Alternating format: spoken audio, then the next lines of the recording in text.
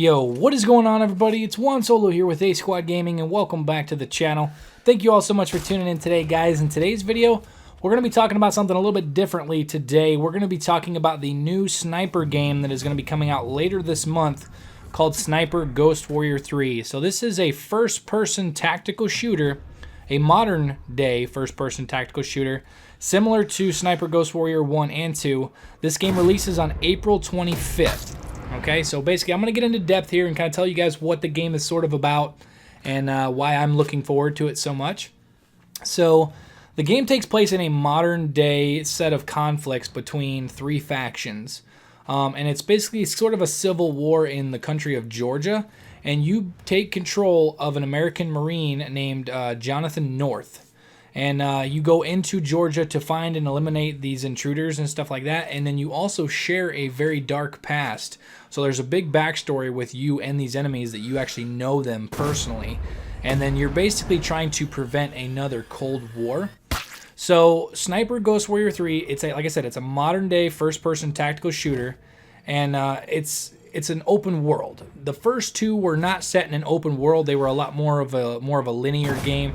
You know, kind of like the old Ghost Recons were a little bit more linear, and then you have Ghost Recon Wildlands that's full open world. That's kind of what the concept that they're going with, and you're free to explore this entire open world, and it's scattered with all sorts of different activities and side missions, which although the side missions are also called war crimes, it's instead of just being like some random side mission, they're actually specifically called war crimes. And the open world has a full day-night cycle and a full weather system that does affect gameplay. And the basic concept of the game is based on three pillars. It's target, execute, and survive. The players are you're basically allowed to use different tactics, different approaches to the missions to tackle all of these missions. And the maps they're enormous. So once you enter a mission, there is a designated area, but the designated area is massive. It's almost the size of a region. If you guys have played Ghost Recon Wildlands, the size of the regions in Ghost Recon Wildlands usually is the area of where your missions takes place, and you are free to go about them any way you please.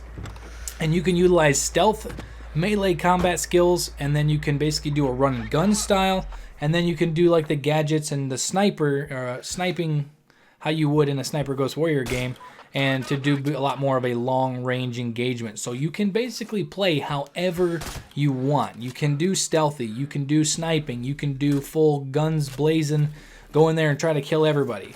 But when you navigate in this game, this is probably one of the coolest features that I'm most excited about. You can carry out extreme navigation, and what that means, according to the game's developer, you can do free running, parkour, climbing ledges, and rappelling, along with all of the basic tools and stuff that you can use to move around the map.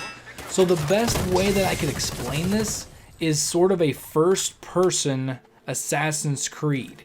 You can climb right up to the side of buildings and stuff like that to get higher vantage points on enemies and stuff, and you can climb right up rock faces and all sorts of cool things like that, which is really cool. We've never really seen that in a first-person game.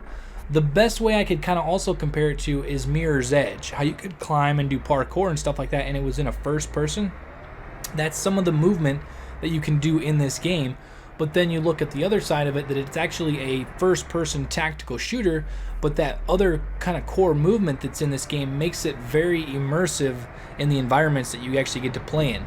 Also, in addition to just the core gameplay, there are safe houses in the open world that once you take over the safe house from the enemy, and then you can go out in the open world and you can collect supplies and resources like first aid kits and ammunition for your weapons. And then these safe houses also act as a fast travel point. And then when you go into the safe house, there's a bunch of different features. Like there's a computer setup in there where you launch all of your missions from. And then also there's a workbench in there where you can craft and modify your weapons. Also, you can craft and modify ammo.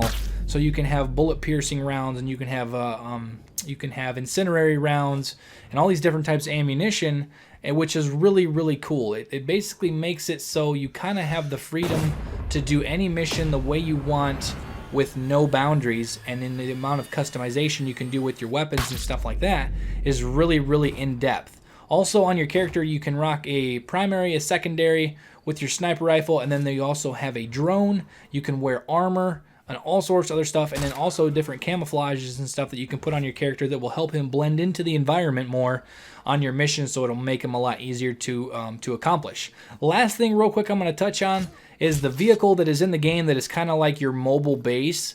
It's parked outside of your safe house when you leave the safe house, and you can travel from point A to point B with that, and then also when you fast travel to another safe house, it will be at that safe house. So it allows you to, kind of move around the open world a little bit quicker, so you don't have to do it all on foot.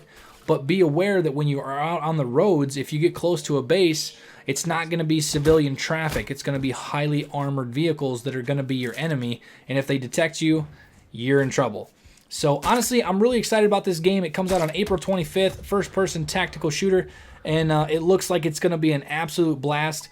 For those of you guys that were into Ghost Recon Wildlands and you guys weren't, so keen on how the sniping was in Ghost Recon, the sniping in this game is crazy realistic. You have to accommodate for bullet drop, you have to accommodate for windage, and you have to accommodate for all sorts of all the weather effects and stuff that are in the game. But you can also zero your scope, you can adjust your scope for windage, and also there are deployable bipods so that you can actually take advantage of having more stability when you are laying prone. Honestly, this is probably the most realistic sniper game you're going to have, and I'm really looking forward to playing it. So if you guys enjoyed this video, make sure to leave a like on it. Also, if you guys are really excited about this game and you guys want to see more videos on this game, let me know down in the comments, guys. I would really appreciate it. Also, if you guys are new around here, make sure to subscribe for more coverage of Sniper Ghost Warrior 3, Ghost Recon Wildlands, and Call of Duty. Thank you all so much for watching, and I will catch you guys later.